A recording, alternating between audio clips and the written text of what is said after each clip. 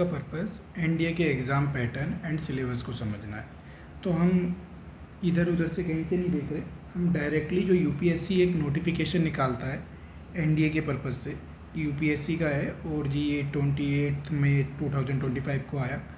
और national defence academy and naval academy examination 2025 second examination जो होता है सितंबर में। तो हम एग्ज़ाम पैटर्न देखते हैं, इसमें डायरेक्टली मेंशन होता है और जनरली हम देखते नहीं हैं, नोटिफिकेशन खोलते नहीं हैं, डायरेक्ट फॉर्म भरते हैं।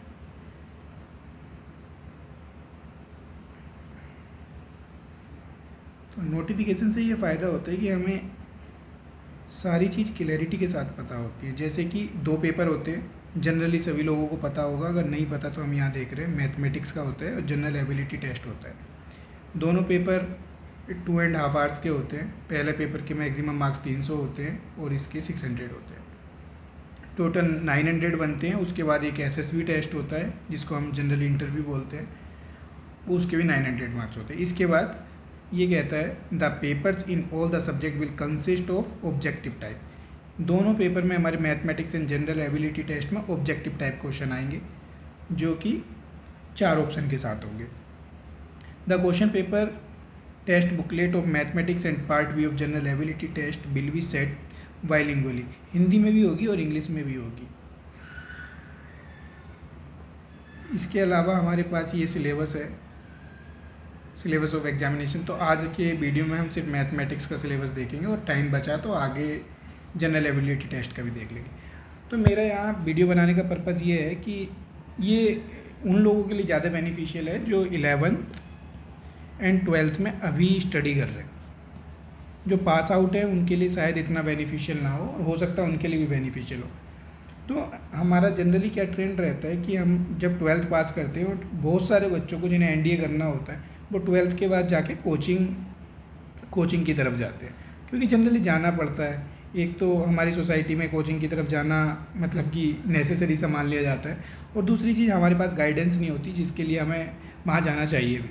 लेकिन अगर हमारे पास पहले से गाइडेंस है तो हमारे वहाँ से काफ़ी सारा फाइनेंशियली भी हम स्ट्रॉन्ग होते हैं कि हमारे 70K तक वहाँ पे फ़ीस है, तो वो बचते हैं।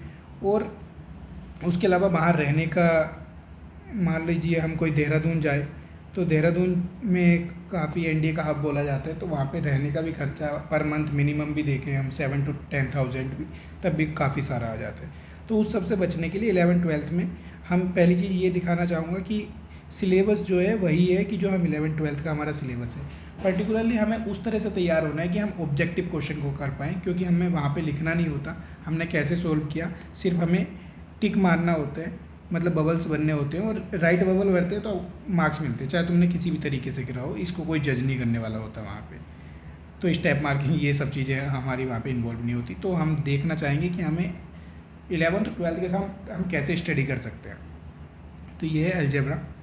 तो अलजेब्रा का हम 11th का शायद ये टॉपिक है।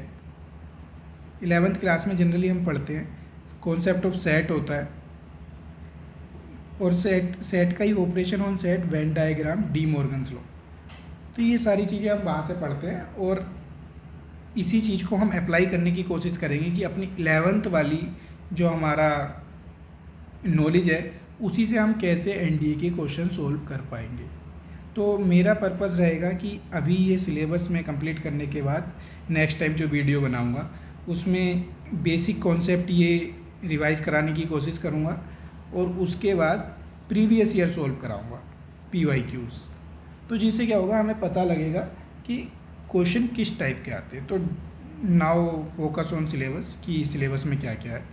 तो अगर हम मैथ की बात करें, डायरेक्टली मैथमेटिक्स की, तो इसमें एक अलजेब्रा टॉपिक है, जनरली सबके इक्वल क्वेश्चंस आते हैं, और ये मैट्रिक्स एंड डिटर्मिनेंट्स जो हम 12th क्लास का टॉपिक है, 12th में पढ़ते हैं, और इतना मतलब ईजिली सोल्व हो जाता है।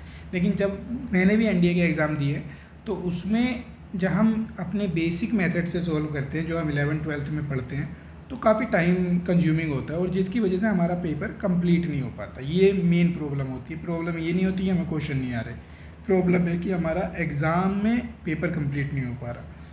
120 क्वेश्चन होते हैं, और 2.5 आवर्स में बहुत मुश्किल काम लगता है विदाउट ऑप्शन से सोल्व किए। ये ट्रिग्नोमेट्री है, 11th में बेसिक ट्रिग्नोमेट्री है, 10th में भी हम पढ़ते हैं, और इन्वर्स ट्रिग्नोमेट्री हम 12th में जनरली पढ़ते हैं। CBSE बोर्ड के अकॉर्डिंग मैं ये बात बता रहा हूँ। एनालिटिकल ज्योमेट्री एंड 3 डायमेंशन, ये हम एनालिटिकल ज्योमेट्री में जो हमारा ये डिस्टेंस वाला पॉइंट आ गया, distance formula, equation of line in various form, angle between two lines, distance of A point from A line, equation of a circle in standard and general form, ये सब हम पढ़ लेते हैं अपना 11th क्लास में। Parabola भी हम 11th में पढ़ते हैं, ellipse, hyperbola, eccentricity and axis of conic, point in 3 dimensional space, distance between 2 points. और जो ये बाद वाला हिस्सा जनरली की ये दूसरे पेन से देखते हैं, direction cosine, direction ratios, equation of 2 points, और इससे आगे direction cosine and direction ratios, equation of plane, ये हम 12th क्लास में जनरली पढ़ते हैं। तो हमारा सिलेबस 11-12 से बाहर नहीं होता, बस कोचिंग ने एक फोबिया क्रिएट किया हुआ है कि कोचिंग नेसेसरीज़ है, लेकिन मुझे नहीं लगता कि बाद में मेरे को अब रियलाइज़ होता है कि ज़रूरी है। 11-12 अगर हमने अच्छे से किया और उसी के टाइम पे हमने थोड़ा भी प्रिपेयर किया। डिफरेंशियल इक्वेशन हमारा 12th का सीधा सा कॉन्सेप्ट है, पूरा एक चैप्टर है, और उसी का सारी चीज़ें, कुछ नहीं है। एप्लीकेशन ऑफ डेरिवेटिव भी उसी में होता है, ये application of derivative and problems of maximum minimum, ये हमारा डिफरेंशिएशन में आ जाता है। एंड नेक्स्ट टॉपिक आता है इंटीग्रल कैलकुलस। इंटीग्रेशन सबको शायद डर लगता है 12th स्टैंडर्ड्स में, लेकिन यहाँ पे भी सिंपल होता है कि इतना ऐसा नहीं होता, ऑप्शन से इजीली सॉल्व हो जाते हैं, हम आगे देखेंगे। वेक्टर अलजेब्रा भी हमारा 12th का टॉपिक है। Statistic and probability 11th class का टॉपिक है। तो हमारे ये मैथ के 8 टॉपिक है जो कि डायरेक्टली हम सिलेबस से देख रहे हैं, और इसमें हम डेप्थ में सिलेबस तब देखेंगे जब हम पर्टिकुलर टॉपिक वाइज स्टडी करेंगे। तो मेरा पर्पज़ ये है कि मैं एक जो भी मेरे पास थोड़ा सा एक्सपीरियंस है उसके अकॉर्डिंग गाइड कर सकूँ किसी को। और इसके अलावा जो ये हमारे पेपर 1 का है, ये हमको पता ही है कि 120 क्वेश्चंस आते हैं जो कि 2.5 आवर्स में करने होते हैं कि 150 मिनट्स में। तो एक क्वेश्चन के लिए हमारे पास कितना मिनट हो गया है, 1 मिनट से थोड़ा सा ज़्यादा होता है और कुछ सेकंड्स होते हैं, तो बहुत मुश्किल होता है जनरल मेथड से सॉल्व कर पाना।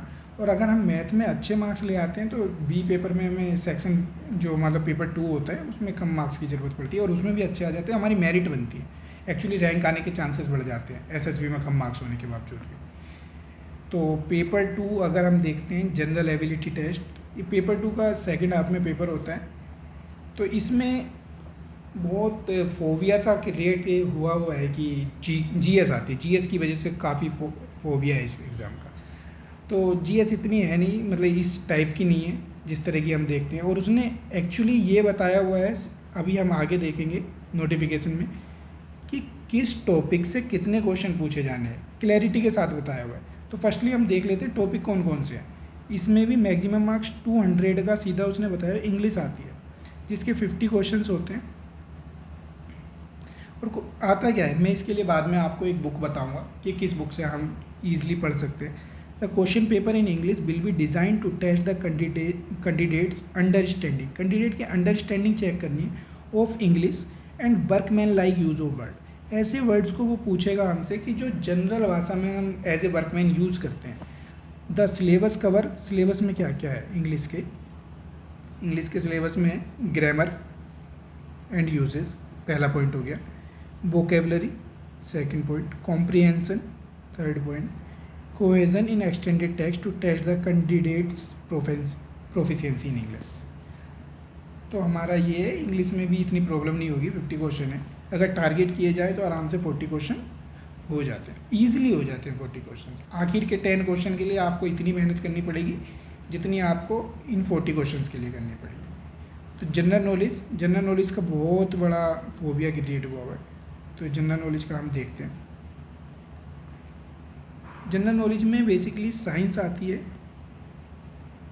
एंड जनरल स्टडीज़ आती है, जो हम सोशल साइंस से बोल सकते हैं। सोशल साइंस बहुत सारे कोचिंग अपनी बुकलेट निकालते हैं, उसमें बहुत सारी चीज़ें लिखी होती हैं। हम एग्ज़ाम पैटर्न से या प्रीवियस ईयर से अगर सोल्व करना चाहें तो हमको पता लगेगा कि इतनी सारी चीज़ें पढ़ने की मतलब ज़रूरत नहीं है। और ज़रूरत भी है तो एक स्पेसिफिक ऑर्डर में पढ़ी जाए, तो ईज़िली वो कवर किए जा सकती हैं और मार्क्स गेन किए जा सकते हैं, क्योंकि हमारा ऑब्जेक्टिव एग्ज़ाम में पर्पस सिर्फ और सिर्फ मार्क्स लाना है। हमें ये नहीं है कि हम पे बहुत सारी नॉलेज हमारी दिखनी चाहिए एग्ज़ाम में अटैम्प्ट करते हुए। नॉलेज हो या ना हो वो वाली बात अलग है, वो तो अच्छी ही बात है, उसमें कुछ नहीं है। तो जनरल नॉलेज का अगर हम देखते तो इसमें क्या क्या कवर होता है। The question paper on general knowledge will broadly cover the subject. Physics आएगा जो कि हम जनरली 12th स्टैंडर्ड 11th में सब पढ़ रहे हैं, केमिस्ट्री, जनरल साइंस। प्रॉब्लम कहाँ क्रिएट होती है? Social studies, geography and current events में, क्योंकि हम यहाँ से 10th स्टैंडर्ड्स के बाद साइंस के स्टूडेंट बिल्कुल कट ऑफ हो जाते हैं, हमें पता ही नहीं होता कि, और 10th तक भी मैं एक जनरल स्पेकुलेशन बता रहा हूँ कि 10th तक भी लोग जो साइंस, जिनको पता होता है हमें साइंस पढ़ना है, वो सोशल स्टडीज़ को बहुत लाइटली लेते हैं। जनरली की बात कर रहा हूँ, एक्सेप्शनल केस की बात नहीं कर रहा, बहुत लाइटली लेते हैं, तो जिसकी वजह से हमें इसकी नॉलेज कम रहती है। तो the syllabus given below is design to indicate the scope of this subject include in this paper. तो मतलब अब हम देख लेते हैं फिजिक्स का क्या है। फिजिक्स, इससे पहले हम देखते हैं पेपर पैटर्न उसने किस तरीके से हमको बताया हुआ है।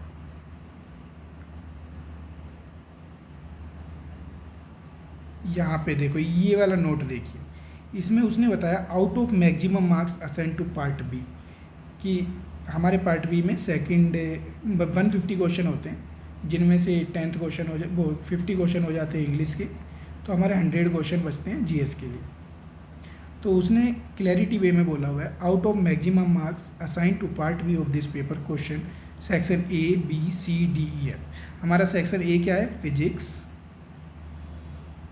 सेक्शन बी क्या है? अभी हम यहीं से देखेंगे, chemistry,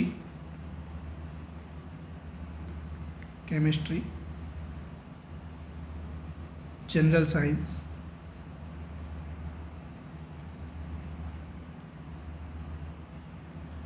part D history and freedom movements, history. E आ जाता है ज्योग्राफी, और एफ आ जाता है करंट इवेंट। तो बहुत क्लैरिटी के साथ बताया हुआ। 25% फिजिक्स से पूछा जाएगा, कहने का मतलब 25 क्वेश्चन फिजिक्स के आएंगे, 15 क्वेश्चन केमिस्ट्री के आने वाले हैं, 10 क्वेश्चन जनरल साइंस के आने वाले हैं। तो कितने मार्क्स हो गया? 25, 58 कितना हुआ? 40 और 10, 50 मार्क्स की जनरल साइंस कह सकते हैं, साइंस। 20 मार्क्स का उसने क्लैरिटी के साथ बोला ज्योग्राफी से पूछेगा, 20% हिस्ट्री से पूछेगा, कहने का मतलब कि 20 क्वेश्चन हिस्ट्री के, 20 ज्योग्राफी के, और 10 क्वेश्चन करंट इवेंट्स पे आएंगे। तो ये उसने बहुत क्लैरिटी के साथ बताया हुआ किस मार्क्स से। तो हम यहाँ पे ये भी ध्यान देंगे कि अपना वेटेज, मतलब पढ़ाई किस तरह से करनी है, क्योंकि मेन पर्पज़ हमारा मार्क्स लेना है। तो हम ज्योग्राफी को, हिस्ट्री को और करंट इवेंट्स को बिल्कुल छोड़ के नहीं जा सकते, क्योंकि 50 मार्क्स काफ़ी हो जाते हैं। तो अब हम देख लेते हैं एक बार सिलेबस क्या है। फिजिक्स का सिलेबस, अगर हम साइंस बैकग्राउंड से हैं तो मुझे नहीं लगता किसी को ये फिजिक्स का सिलेबस समझने में दिक्कत होगी। सारी चीज़ हमें पता है, physical properties and state of matters, mass, weight, volume, density, specific gravity, principle of Archimedes, pressure barometer. And उसके अलावा केमिस्ट्री भी साइंस वालों को कोई प्रॉब्लम नहीं है। ह्यूमैनिटीज़ वाले देख सकते हैं, उनके लिए इसे पढ़ना बहुत ज़रूरी हो जाता है।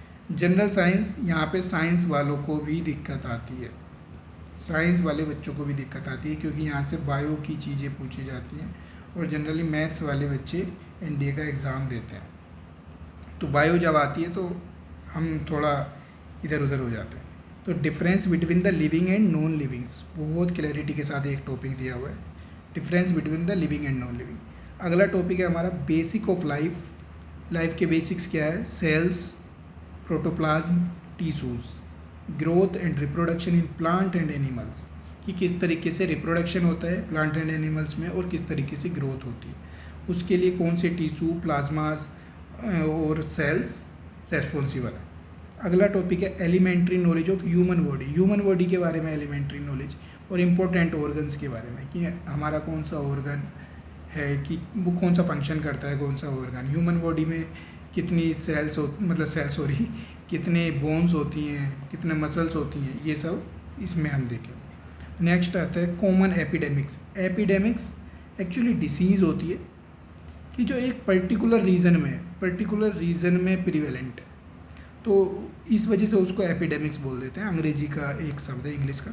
एंड देयर कोजेज, उनका कारण क्या है, किस वजह से हो रही है, और प्रिवेंशन किस तरह से रोक सकते हैं। कि हम कोशिश करेंगे यार, एक अवेयर इंसान को ये पता होना चाहिए कि अगर कहीं पे एपिडेमिक है तो उसे किस तरीके से रोका जा सकता है। नेक्स्ट है फूड में क्या है, source of energy for man, मतलब ह्यूमन के लिए हमारा सोर्स ऑफ एनर्जी क्या है। यहाँ पे हम फैट, प्रोटीन्स, ये सब चीज़ पढ़ेंगे। Constituent of food and balance diet क्या है। द सोलर सिस्टम, एक्चुअली इस टॉपिक को हम ज्योग्राफी में भी पढ़ेंगे। Meteors, comets, eclipses, achievement of eminent scientist. Basically यहाँ पे इंडियन साइंटिस्ट के लिए ज़्यादा क्वेश्चन बन जाते हैं, और अगर हमारे बाहर के साइंटिस्ट के भी होंगे, फॉरेनर्स, एलियंस, तो उनको भी हम देखेंगे। तो ये यहाँ पे हमें प्रॉब्लम होती है। और हिस्ट्री एंड फ्रीडम मूवमेंट, जो कि हमारा 20%, डेट मीन्स 20 क्वेश्चंस आने वाले हैं, तो ये हम देखते हैं। A broad survey of Indian history with emphasise on culture and civilisation. Basic चीज़ें, या क्रोनोलॉजी याद हो ना तो ईजी हो जाती है सारी चीज़ें।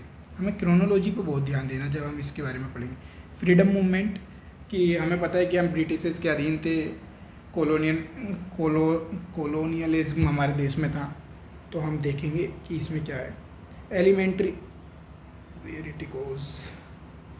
Elementary study of Indian constitution and administration, ये टॉपिक पॉलिटी में से आएगा, लेकिन इसको हम हिस्ट्री में ही पढ़ते हैं।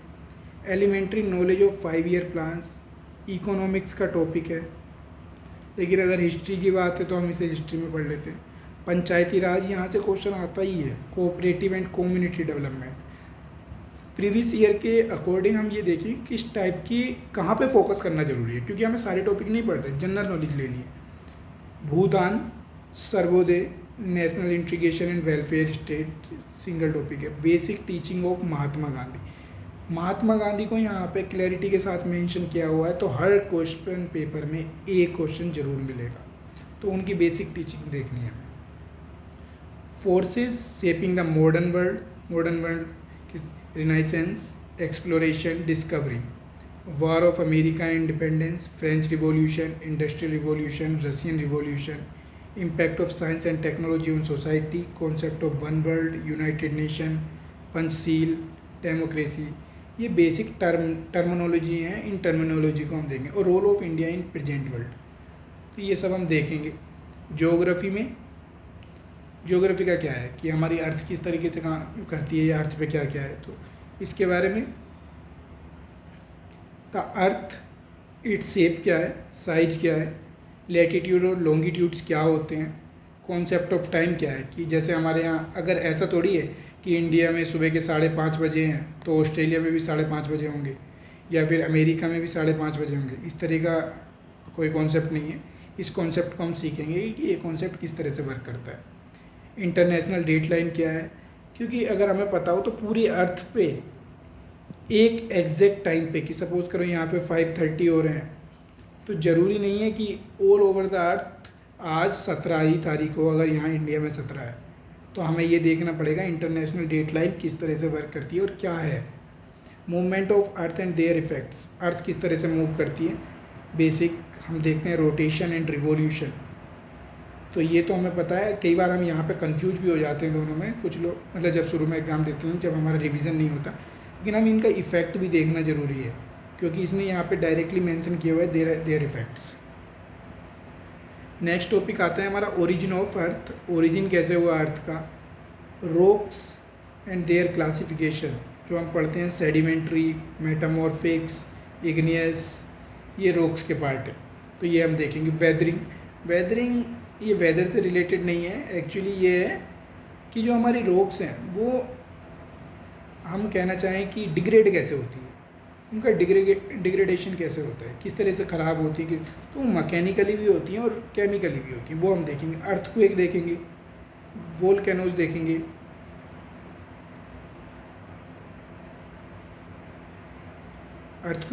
वोल्केनोज देखेंगे। ओशियन करंट्स देखेंगे, ओशियन करंट्स क्या होती हैं, टाइड्स क्या होती हैं, या ओशियन करंट कौन कौन सी, इनके नाम भी होते हैं ओशियन करंट्स के। जैसे अर्थ पे रिवर बहती है ना, मतलब एक्चुअली कि प्लेन्स में या फिर माउंटेन्स में, टेरेस्टेरियल पार्ट्स में क्या है, तो जो रिवर बहती है ऐसी ओशियंस में रिवर्स होती हैं, उनको हम ओशियन करंट बोल देते हैं। एटमॉस्फेयर के बारे में पढ़ेंगे एंड इट्स कंपोजिशन क्या है, temperature and atmospheric pressure, planetary winds क्या होती हैं, साइक्लोन्स क्या होते हैं, एंटी साइक्लोन्स क्या होते हैं। तो ये बेसिक टर्मिनोलॉजी हमें देखनी पड़ेगी। Regional geography of India, climate, natural vegetation, mineral and power resources, location, distribution of agriculture and industry, ये सब भी ज्योग्राफी में आएगा। इम्पोर्टेंट सी पोर्ट क्या है एंड मेन सी क्या है, land air root of India, main items of import and export of India. तो अगर हम यहाँ से देखें तो एक जनरल अवेयर मैन की बात हो रही है, जनरल अवेयर स्टूडेंट। कोई हमसे स्पेसिफिक नॉलेज नहीं पूछ रहा, हमसे हमारे देश के बारे में पूछा जा रहा है, हमारे अर्थ के बारे में पूछा जा रहा है, और जिस चीज़ से हम हिस्ट्री की, जिससे हम सीख सकते हैं उस चीज़ के बारे में पूछा जा रहा है। करंट इवेंट जो 10% टॉपिक है, कहने का मतलब 10 क्वेश्चंस आने हैं। अगर उसने मैक्सिमम वर्ड यूज़ किया हुआ है, मैक्सिमम मार्क्स, तो इसके अलग तो नहीं पूछेगा, तो यहीं से लगभग इतने पूछेगा। तो knowledge of important events date happened in India, India की इवेंट्स इन रिसेंट ईयर, कोई ज़रूरी नहीं है 5 महीने पहले, 6 महीने पहले, लेकिन जनरली ट्रेंड है कि 1 से 2 साल तक के अंदर की सारी चीज़ें, मतलब वहीं से पूछा जाता है। Current important world events, important world में जो इवेंट्स हुई हैं। प्रोमिनेंट पर्सनैलिटीज़ जो न्यूज़ में है, इंडियन भी हो सकती हैं, इंटरनेशनल भी हो सकती हैं, पॉलिटिशियंस हो सकते हैं, प्लेयर्स हो सकते हैं, sportsman basically.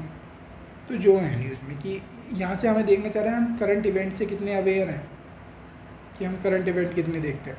Those connected with cultural activities and sports, उसने क्लैरिटी के साथ बोला। तो ये हमारी एग्ज़ाम की स्कीम है। अगर हम यहाँ पे क्वालिफाई करते हैं तो हमें एसएसबी के लिए बुलाया जाता है, और वहाँ हमने अभी देखा था कि वो 900 मार्क्स की होती है मेरिट बनने के लिए। अगर हम यहाँ पास होते हैं तो इसमें से मार्क्स मिलते हैं। ये 900 में से जो भी हमारा आउटकम्स होता है वो 900 जो हमारा बेसिक पेपर है ऑब्जेक्टिव वाला, वहाँ से उसके बाद हमारी मेरिट बनती है। बहुत लोग मेरिट भी आउट होते हैं, लेकिन हमें वो चीज़ बाद में देखनी है, हमें अपने पेपर के बारे में देखना। तो आज के लिए इतना ही काफ़ी। इसके बाद हम मैथमेटिक्स के अलजेब्रा से स्टार्ट करेंगे। अलजेब्रा में हम क्या करेंगे ये आज मतलब बता देते हैं। अलजेब्रा में PYQs भी करेंगे पर्टिकुलर टॉपिक से, सिर्फ अलजेब्रा के PYQs करेंगे उस टाइम पे। और अलजेब्रा की बेसिक जो टर्मिनोलॉजी और टॉपिक्स हैं इनको एक बार रिवीजन करने की, मैं यहाँ पे सिखाऊंगा नहीं, सिर्फ रिवाइज़ कराऊंगा। और अगर ज़्यादा कोई प्रॉब्लम टॉपिक लगेगा कमेंट सेक्शन में बता देना, फिर हम देख लेंगे कि उसको भी पढ़ा सकते हैं।